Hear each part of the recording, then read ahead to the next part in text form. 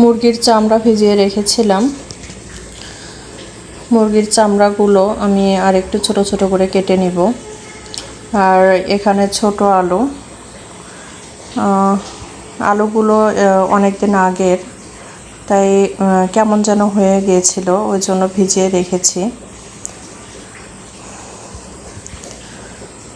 আলু দিয়ে মুরগির চামড়া ভাজি করব।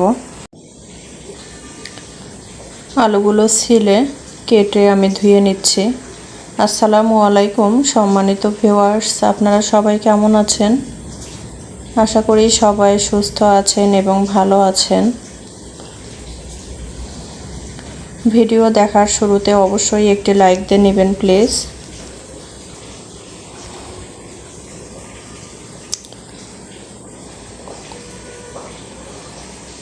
আলুগুলো ধুয়ে নিয়েছি।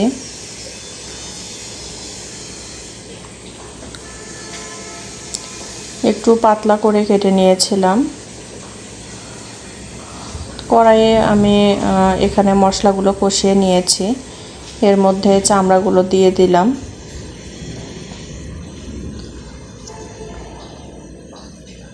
এখানে মশলা দিয়েছি লবণ, তেল, হলুদের গুঁড়া, মরিচের গুঁড়া, ধনিয়া গুঁড়া, জিরে বাটা, আদা বাটা, রসুন বাটা, পেঁয়াজ বাটা।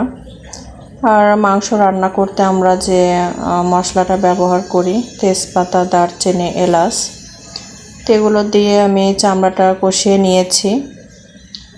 এর মধ্যে আমি আলুগুলো দিয়ে দিলাম। অল্প আঁচে আমি আলুগুলো সিদ্ধ করে নিব।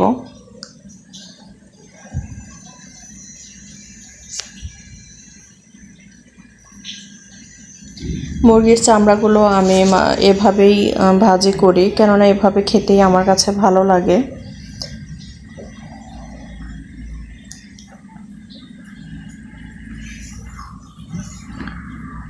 যারা আজকেই প্রথম আমার ভিডিওটি দেখছেন, যদি ভিডিওটি ভালো লেগে থাকে তাহলে অবশ্যই চ্যানেলটিকে সাবস্ক্রাইব করে পাশে থাকবেন।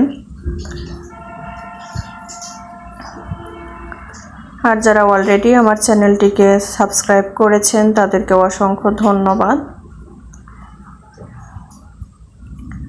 আজকেই প্রথম যারা আমার চ্যানেলটিকে সাবস্ক্রাইব করবেন, কমেন্টে বিভিন্ন আইকন বা ইমোজি আছে, সেগুলো দিয়ে আমাকে বুঝিয়ে যাবেন যে আপনি আমার চ্যানেলটিকে সাবস্ক্রাইব করেছেন। সরাসরি বলার দরকার নেই, তাহলে ইনশাল্লাহ 24 ঘন্টা পর আমিও আপনাদের চ্যানেলটি ভিজিট করব, প্লাস আপনাদের চ্যানেলটিকে সাবস্ক্রাইব করে পাশে থাকবো, সাপোর্ট করব ইনশাল্লাহ। তো কথা বলতে বলতে আমার ভাজিটা হয়ে গেছে। ভাজি করতে করতে অনেক খিদেও পেয়েছে।